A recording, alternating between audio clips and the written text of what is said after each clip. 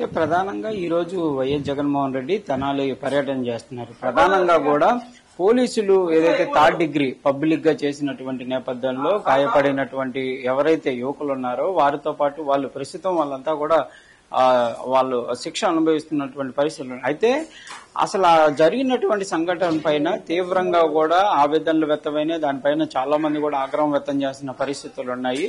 ఈ సందర్భంగా జగన్మోహన్ రెడ్డి ప్రస్తుతం తెనాల్లో ఉన్నటువంటి జాన్ విఠల్ అనేటటువంటి కుటుంబ సభ్యుల్ని ఈ రోజు పరామర్శించడానికి ఇక్కడికి వస్తున్నటువంటి పరిస్థితి ఉంది. కొంతమంది కుటుంబ సభ్యులు కూడా ఉన్నారు, వాళ్ళతో మాట్లాడదాం. ఏం సార్ అసలు ఏం జరిగింది ఆ రోజు?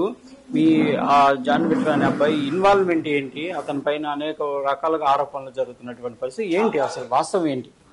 వాస్తవం పుట్టినరోజు పార్టీకి వాళ్ళు మంగళగిరిలో ఉంటే వచ్చారండి. మా బాబు హైదరాబాద్లో ఉన్నాడు, ఇక్కడికి వచ్చాడు మా బాబు కూడా. అదే రోజు చిరంజీవి అనే ఒక కానిస్టేబుల్ వీళ్ళ కోసం వచ్చాడు. మరి వేరే ఇంకో పర్సన్ ఉన్నాడంట, నవీన్ అని. కుర్రోడి దగ్గర ఏదో మొత్తానికి వాళ్ళిద్దరు మాట్లాడుకునేటప్పుడు వీళ్ళ దగ్గరకు వచ్చి ఘర్షణ జరిగింది. దానికాడ కానిస్టేబుల్ చిరంజీవి సొక్కాయ పట్టుకున్నాడు. అది పట్టుకునేటప్పుడు వీళ్ళు ఇదిలిచ్చుకుని వచ్చేసారు. దాన్ని గంజాయి కేసుగా గంజాయి సేవించి ఇచ్చేసారని వీళ్ళు తీవ్రంగా కొట్టారు. ముందుగా ప్రణాళిక కానిస్టేబుల్ ని కొట్టారు, ముందుగా ప్రణాళిక చేశారు, చంపడానికి సిద్ధమయ్యారు. ఇవన్నీ వాళ్ళు చెప్తున్నటువంటి పరిస్థితి. అసలు నిజంగా అవన్నీ జరిగాయా? నిజంగా జరిగితే మరి అదే కానిస్టేబుల్ ఇప్పుడు హత్యా ప్రయత్నం చేశారన్నారు. నిజంగా ఆ కానిస్టేబుల్ మళ్ళీ వచ్చి మరి వీళ్ళని అరెస్ట్ చేశారు కదా. ఏమి లేదు అక్కడ, కావాలని ఇదంతా ఇక్కడ అణిచివేయాలని ఇదంతా కుట్ర, ఇంత ఇంకేం లేదు. చేస్తే వీళ్ళని చేస్తే ఇప్పుడు అమాయకులను చేశారు, అసలు వాళ్ళని ఎవరు చేయలేరు. అమాయకులు పిల్లలు కేసులు ఉన్నాయన్నారు, కేసులు చూపించమానండి. ఎవరు అరెస్ట్ రౌడీ షీటర్ కింద అనుచరులు అన్నారు, మరి అవి చూపించమానండి. ఆ కేసుల మీద 8 నుంచి 9 కేసులు ఉన్నాయన్న విధంగా కూడా కేసులండి. కొంతమంది ఉన్నాయి చిన్న చిన్న కేసులు. మా అబ్బాయి మీద, రాకేష్ మీద ఎటువంటి కేసులు అన్ని క్లోజ్ అయిపోయినాయి. 8 కేసులు అన్నారు. అవన్నీ కొట్లాటలు గొడవల్లో ఊరకు పక్కన ఉన్నాయే కానీ వీడి ఇన్వాల్వ్మెంట్ ఏది లేదు. చూడుకోండి, కావాలంటే ఎఫ్ఐఆర్ కాగితాలంటే చూడమని, మేము దాంట్లో తప్పేముంది చూసి దాన్ని ఈ గంజాయి కేసు ఇప్పుడు ఇది కొట్టినాక రౌడీ షీట్ ఓపెన్ చేశారు. జరిగిన సంఘటన సమయంలో మీ అబ్బాయి రాజేష్ తో మాట్లాడారా? మీ అబ్బాయి చెప్పాడు ఇట్లా జరిగింది ఏంటని? ఏం చెప్పాడు ఆ రోజు? ఇక్కడ ఏం లేదు, నా మీద కానిస్టేబుల్ వచ్చి నేను ఇట్లా తోసుకొని వచ్చేసాను, వాళ్ళు వస్తారని వెళ్ళిపోయాడు.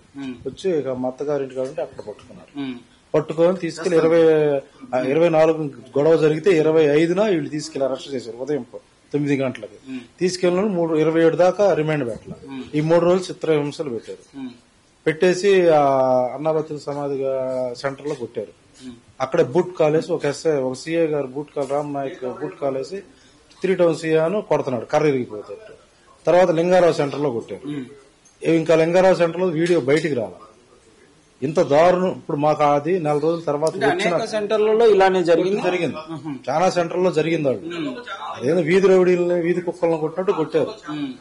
అసలు కాళ్ళు రాడ్లు ఉండే, మా ఓడికి చేతిలో రాడ్ ఉందన్నా గానీ వాళ్ళు దండం పెడుతున్నాడుగా. ఆ వీడియో చూసినాక మాకు చలించిపోయాం. ఆ వీడియో మరి ఎట్లా వచ్చిందో బయటికి వచ్చింది. అది వచ్చినాక మాకు తెలిసింది ఇంత శిక్షణ రహితంగా కొట్టారు. పోలీసు వాళ్ళు పట్టుకుంటూ కొట్టొచ్చు, దానికి ఎంతవరకు ఆ స్టేషన్ లో కొట్టాలి. ఎక్కడో పాడుపడిపోయిన క్వార్టర్స్ తీసుకెళ్లి, పోలీస్ క్వార్టర్స్ వెనకమాలు తీసుకెళ్లి ఇళ్లను కొట్టాల్సిన అవసరం ఏంది?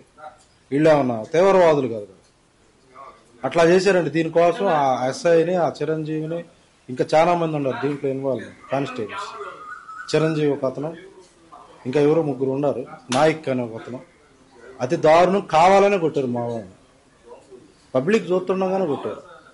అంటే ఒకటి చెప్పండి, ఆ వీడియో అనేది అసలు జరిగినప్పుడు రాలా, 1 month తర్వాత బయటికి రావడం జరిగింది. ఆ వీడియో చూసినప్పుడు అసలు ఏమనిపించింది మీకు?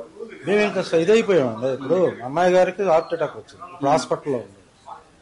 ఆ వీడియో చూసినాక మా ఊడికి మా అమ్మాయికి హార్ట్ అటాక్ వచ్చింది, స్ట్రోక్. ఇది ఇట్లా మా ఫ్యామిలీ మొత్తం, మా నాన్నగారు ఆయన ఇదైపోయాడు. తెలిసిన కానీ మొన్నటిదాకా చెప్పలే ఆయనకి.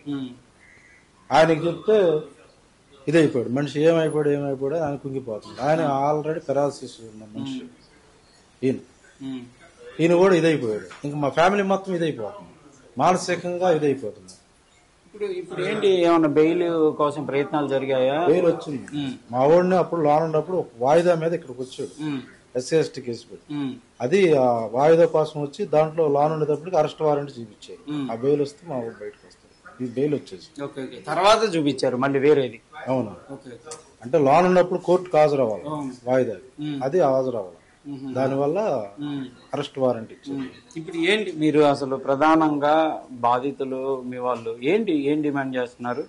జగన్మోహన్ రెడ్డితో ఏం మాట్లాడబోతున్నారు? మాకు న్యాయం చేయాలండి. మాకు వయసు ఇప్పుడు మా పని అయిపోయి వచ్చేసింది. మాకు 50 సంవత్సరాలు దాటుకొని మా అబ్బాయికి ఎట్టు కాకుండా చేసేసారు. ఇప్పుడు దేనికి పనికిరాడు అట్లా కొట్టేశారు. కాల్లో రాడ్లు ఉండే అన్నీ ఉండే అట్లా పనికి రాకుండా కొట్టేశాడు. మాకు మరి ఏ న్యాయం చేస్తారో చేయమని జగన్ గారు అదే అడుగు. ఒకవైపు ఏమో ప్రభుత్వం నుంచి నిందితుల్ని పరామర్శలు ఏంటనే విధంగా కూడా డైరెక్ట్ గా హోమ్ మినిస్టర్ నిన్న మాట్లాడారు. దాన్ని ఎట్లా చూడొచ్చు? ఎట్లా చూడాలంటే నిందితులను అంటే వీళ్ళు అమాయకులు కదండి. అమాయకులను ఇచ్చేస్తే పబ్లిక్ చూస్తా ఊరుకోదు కదా. దళితులనే కేవలం టార్గెట్ చేస్తున్నారు.